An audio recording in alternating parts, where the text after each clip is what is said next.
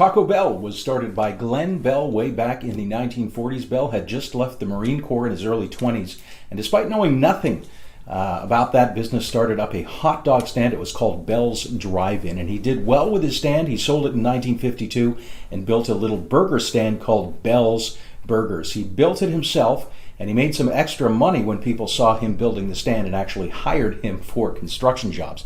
Now, at the time, McDonald's was just starting with their drive-through concept, and Bell felt that the competition was rising, so he switched over to tacos at the time. And it took a while to bang out the kinks of this production, but eventually he discovered a frying technique that allowed fast food production of the taco.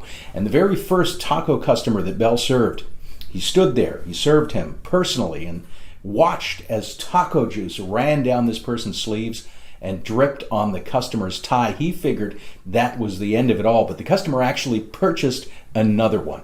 By 1967, after borrowing some money from L.A Rams players, he expanded Taco Bell to the 100th store. And in 1970, Taco Bell went public with 325 stores. In 1978, Bell sold Taco Bell to PepsiCo for $130 million. And Pepsi eventually combined its fast food chains, KFC, Pizza Hut, and Taco Bell, into Yum brands. And today, Taco Bell has close to 7,000 stores. Some of you might remember the 90s commercials for Taco Bell. The motto was, "Take a run to the border." I gotta eat. There's something over there. Can't get anywhere. Just down the road away. Anytime, any day. It's what's happening next. It's where best meets west. You gotta cross it, jump it, bust it, bump it. Gotta cross it, jump it, bust it, bump it. Taco Bell as your order. I'm starved. Make a run for the border. Ironically, Taco Bell has tried on 2 occasions to open restaurants in Mexico, the birthplace of the taco. Both closed within 2 years of opening. Now, when Taco Bell stopped using their Chihuahua mascot back in 2000, sales dropped 6%, the biggest in Taco Bell's history. And that campaign was actually pulled due to the potential to offend some Latin American communities. Taco Bell is trying very hard to entice millennials, who are known to have more discerning palates than their older counterparts, going so far as to study millennial linguistics and catchphrases to try and connect with them. Now, Taco Bell arguably does a much better job at social media and connecting with this demographic, and sales have been accordingly strong. Taco Bell's new Cantina locations are also testing serving up wine to customers. The Berry Frosé Twisted Freeze is a 16-ounce drink that came almost as big of a shock as when Taco Bell started serving French fries. Taco Bell recently partnered with Lyft rideshare service to offer an app for taco mode that gives riders the chance to make Taco Bell a stop along their way to their destination. Now, some suggest this partnering will result in longer wait times for drivers and stinky, dirty cars. And one driver, Synergy, states, "Vomit bags and plastic seat covers for all seats in vehicles. The drunk circuit shift suddenly became a 3-ring circus." So Taco Bell overall seems to be doing better strategically from a market perspective. But is it a good investment? Let's take a look. The cost to open a traditional Taco Bell location will range between $1.1 to $2.6 million.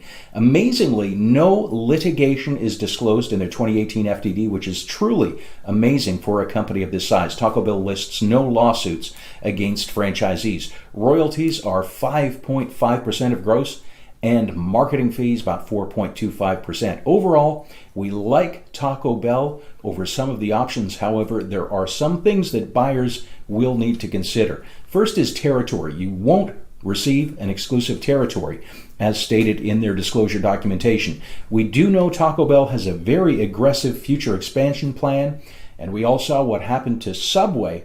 They were arguably the most successful franchise expansion in history, and they are now closing stores. Their revenues per individual store also dropped precipitously year over year as competition from nearby stores became very fierce. Most investors increase rapid expansion with success.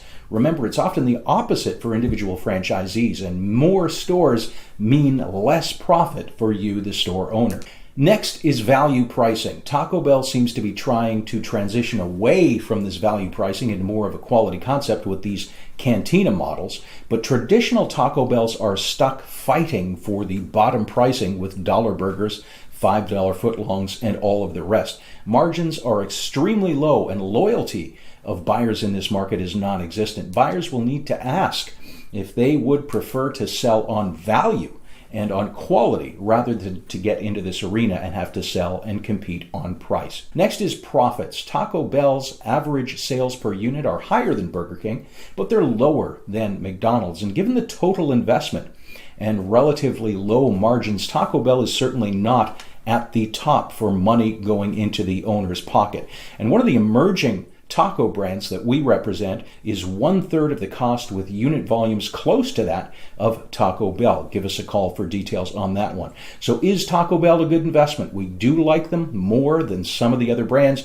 but a lot depends on your location, demographics, owner skill, and what is going to happen in the future. If you need help researching or finding a franchise, seeing what else is available, call the experts at Franchise City. Like and subscribe for more updates, and we'd love to hear your opinion on where Taco Bell might be going in the future. Thanks for watching.